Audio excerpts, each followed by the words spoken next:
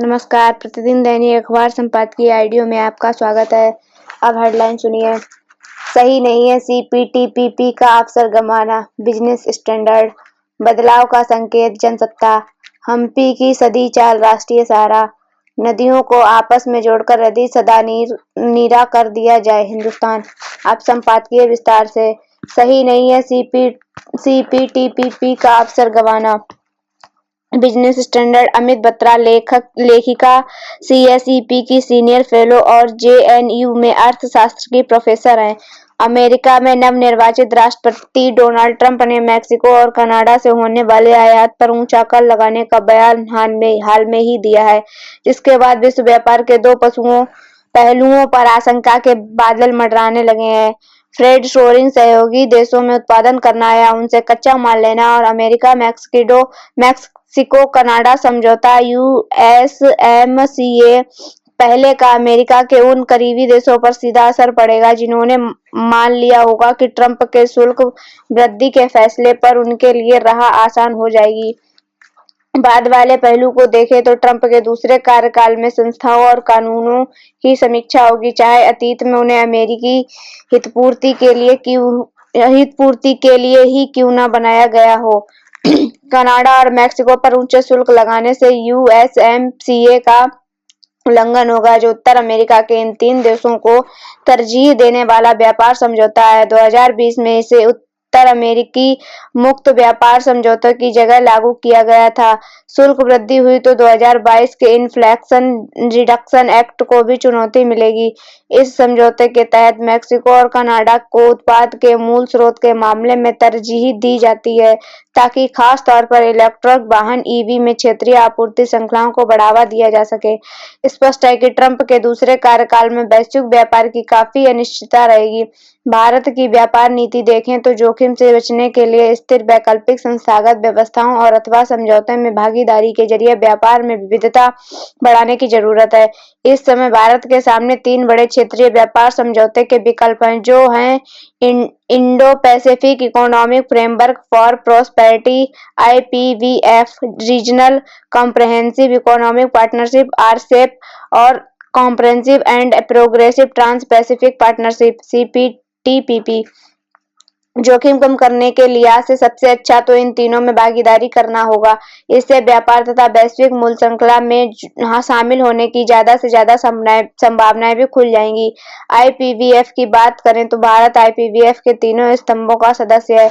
यह स्तंभ आपूर्ति श्रृंखला, स्वच्छ ऊर्जा और कर तथा भ्रष्टाचार विरोध, लेकिन वह चौथे स्तंभ यानी व्यापार से अलग रहा है। लेकिन GBC में व्यापार निवेश गठजोड़ को देखते हुए व्यापार में भारत की भागीदारी के भी पर्याप्त आधार है, मगर अभी शायद उसका सही समय नहीं है।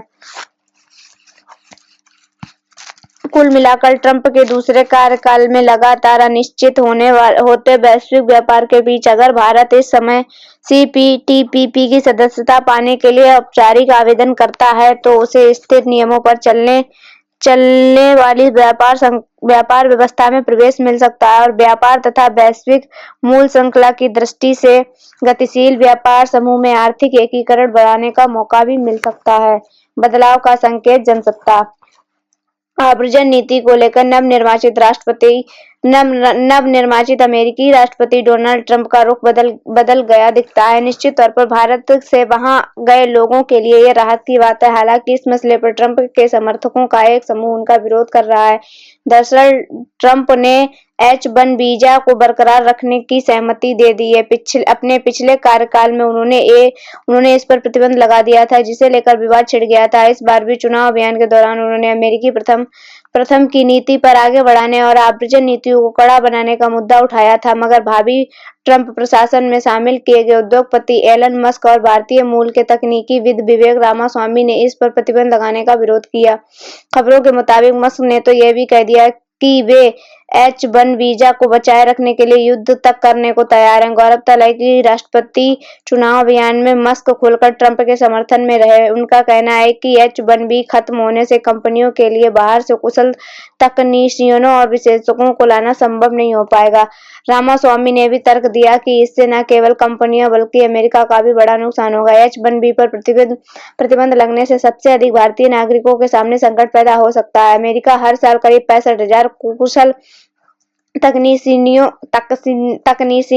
चिकित्सकों आदि की भर्ती करता है, जिसमें से करीब 45,000 भारतीय होते हैं, यानी हर 10 में से 7 विशेषज्ञ भारतीय होता है। हाल ही में आई एक रिपोर्ट के मुताबिक अमेरिका में करीब 3.25 लाख भारतीय विद्यार्थी अध्ययन करते हैं।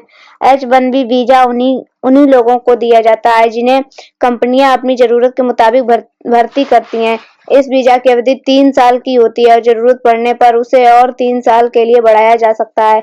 अमेरिका में रह रहे बहुत सारे विशेषज्ञ इसी वीजा के तहत गए हैं। ट्रंप ने अपने पिछले कार्यकाल में इस वीजा पर प्रतिबंध लगा दिया तो लाखों लोग, विशेषज्ञों और पेशेवर के सामने संकट पैदा हो गया था। इस दृष्टि से बेशक दबाव में ट्रंप ने अपना रुख बदल लिया है। अमेरिका में बेहतर भविष्य की तलाश करने वाले हजारों भारतीयों के लिए यह बहुत राहत की बात है। दरअसल राजनेता नीतियों में बहुत सारे बदलाव अपना जनाधार बढ़ाने के मद्देनजर कर लेते हैं। H-1B वीजा को लेकर ट्रंप का रुख भी कुछ वैसा ही था जब वे पहली बार राष्ट्रपति चुनाव लड़े थे।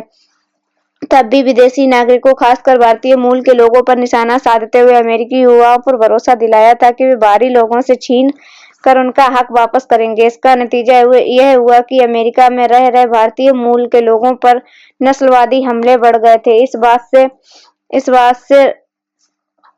इस बात से इनकार नहीं किया जा सकता कि किसी भी देश को गैर कानूनी तरीके से घुसपैठ करने वालों को लेकर चिंतित होना चाहिए, मगर H-1B वीजा गैर कानूनी गतिविधि को बढ़ावा नहीं देता। अगर इस पर प्रतिबंध लगता तो उसका खामियाजा वहां की कंपनियों को भुगतना पड़ता। सच्चाई यही है कि अब भी अमेरिका में इतने कुशल तकनीशियन और दूसरे पेशेवर नहीं है कि वहां की कंपनियां उनके भरोसे पर अपना कारोबार चला सकें। इस लिहाज से ट्रंप प्रशासन के नए रुख से न केवल भारतीय युवाओं बल्कि अमेरिकी कंपनियों को भी राहत मिलेगी। हम्पी की सदी चाल, राष्ट्रीय सहारा। शतरंज में भारत का यह साल बेहतरीन रहा है। इसे केनरू हम्पी ने विश्व रैपिड शतरंज चैंपियनशिप का खिताब जीतकर सर भी स्वर्ण में बना दिया है। वह 2 बार यह खिताब जीतने वाली दूसरी खिलाड़ी बन गई हैं। इससे पहले सिर्फ चीन की जू बेनजुन की ये उपलब्धि हासिल कर सकी थी। हम्पी ने इससे पहले 2019 में यह खिताब जीता था। जहां तक भारत के बेहतरीन साल की है तो वह इस साल शतरंज ओलंपियाड में पहली बार खिताब जीतने में सफल रहा और डी गुकेश ने विश्व खिताब जीतकर सभी को चकित कर दिया था। हम्पी 37 साल की हैं और इस साल प्रदर्शन खराब रहने से वह संन्यास लेने तक के बारे में सोचने लगी थी। पर हम्पी कहती हैं कि जब भी मैं खराब प्रदर्शन की वजह से संन्यास लेने के बारे में सोचती हूँ तब कुछ ना कुछ करिश्मा हो जाता है। आखिरी राउंड से पहले 7 खिलाड़ी शीर्ष पर थे और हम्पी की खिताब की बहुत उम्मीद नहीं थी। उनका इस राउंड में इंडोनेशिया की इरीन सुकंदर से मुकाबला था जिसमें काले मोहरों से खेल रही थी, पर आखिरी राउंड की जीत ने उन्हें चैंपियन बना दिया। इस साल भारत की शतरंज को मिली सफलताएं इस बात का एहसास कराती हैं कि इस खेल में कभी सोवियत संघ जैसा दबदबा बनाने की तरफ भारत बढ़ता दिख रहा है। भारत को इस स्थिति में पहुंचाने में विश्वनाथ आनंद, दिव्येंदु बरुआ और प्रवीण टिपसे जैसे दिग्गजों के प्रशिक्षण से जुड़ना है। पर अभी भी देश में सबसे ज्यादा शतरंज के लिए सुविधाएं तमिलनाडु में है। इस तरह का शतरंज का माहौल देश के अन्य हिस्सों में बना दिया जाए तो और बेहतर परिणाम आ सकते हैं। यह सच है कि आनंद के विश्व चैंपियन बनने के बाद से भारत में शतरंज को लेकर लोकप्रियता में इजाफा हुआ और अब शतरंज ओलंपियाड जीतने गुकेश और केनरू हम्पी के विश्व खिताब जीतने से विश्व में भारतीय दबदबे में हालात बने हैं। यही सही है कि आज हमारे पास गुकेश जैसी क्षमता वाले अर्जुन एरिगेसी, प्रज्ञानंद, विदित गुजराती मौजूद हैं। ऐसी ही स्थिति महिला वर्ग में भी है, पर सोवियत संघ जैसा दबदबा बनाने के लिए दर्जनों ऐसे खिलाड़ी तैयार करने होंगे। यह काम आसान नहीं है, पर ऐसा भी नहीं है कि किया ही ना जा सके। यह स्थिति आनंद की एक अकादमी जैसी अकादमियों का देश भर में जाल फैलाकर बनाई जा सकती है। नदियों को आपस में जोड़कर यदि सदानीरा कर दिया जाए। हिंदुस्तान, पंकज चतुर्वेदी। नदियों को जोड़ने की संकल्पना को मूर्त रूप देने में लगभग 44 साल लग गए और इसके लिए चुना गया देश का वह हिस्सा जो सदियों से उपेक्षा, पिछड़ेपन और प्यास पलायन के लिए कुख्यात रहा है। 44,000 करोड़ से भी अधिक के व्यय और 8 साल के समय में यह स्वप्न साकार हो सकेगा। एक बारगी तो लगता है कि किन्हीं दो बहती नदियों को बस जोड़ दिया जाएगा ताकि कम पानी वाली नदी भी सदा नीरा हो जाए, मगर दरअसल में ये हो रहा है कि छतरपुर और पन्ना जिले की सीमा पर दौधन में केन नदी पर 70 मीटर ऊंचा बांध बनाया जाएगा। इस बांध की जल एकत्र करने की क्षमता होगी 2,853 मिलियन क्यूबिक मीटर। योजना यह है कि केन नदी से एकत्र अतिरिक्त पानी के दौधन बांध से 221 किलोमीटर लंबी लिंक नहर के जरिए बेतवा नदी में डाल दिया जाएगा। कुल मिलाकर यह उस केन नदी के जल का बंटवारा है जो हर साल भारत में उफनती है, पर साल के लगभग 6 महीने इसमें घुटने भर भी पानी नहीं रहता। केन नदी में बाढ़ का कारण उसमें क्षमता से अधिक जल आ जाना नहीं है। असल में वह बांदा में चिल्ला घाट पर जहाँ यमुना से मिलती है उसका मुख नीचे है और यमुना का बहाव ऊपर है। यमुना में जब पानी अधिक होता है तो वह केन को पीछे धकेलता है और पलट कर आने वाले पानी से कई गांव डूबते हैं। हमें भी ये समझना होगा कि बाढ़ हर समय तबाही नहीं लाती, वह समृद्धि के भी मार्ग प्रशस्त करती है। ये सच यह भी है कि इसी जल विस्तार के कारण यहाँ पन्ना के घने जंगल हैं जो देश में सबसे अधिक बाघों के लिए सुरक्षित स्थान है। बाघ अकेले तो नहीं जी सकते, उनके भोजन के लिए जरूरी लाखों लाख जानवरों का भी ये आश्रय है। यहाँ आदिवासी बस्तियां हैं तो उनके जीविकोपार्जन के साथ तेंदू पत्ते, आचार, महुआ, चिरौंजी के साथ सागवान के जंगल इसी बाढ़ की देन है। यह आकलन भी जरूरी है कि बुंदेलखंड के 3-4 जिलों में इस विशाल परियोजना को मिलेगा क्या।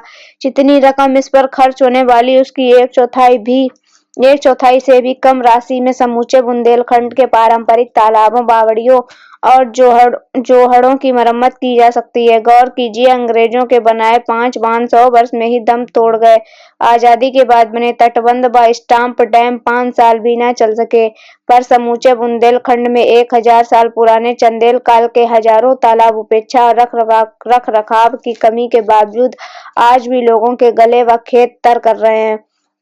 बुंदेलखंड की किस्मत बदलने के लिए कम व्यय, बगैर विस्थापन व बिना वन कटाई वाली छोटी परियोजनाएं कहीं ज्यादा कारगर होगी। इनकी योजना भी स्थानीय स्तर पर बननी चाहिए। धन्यवाद।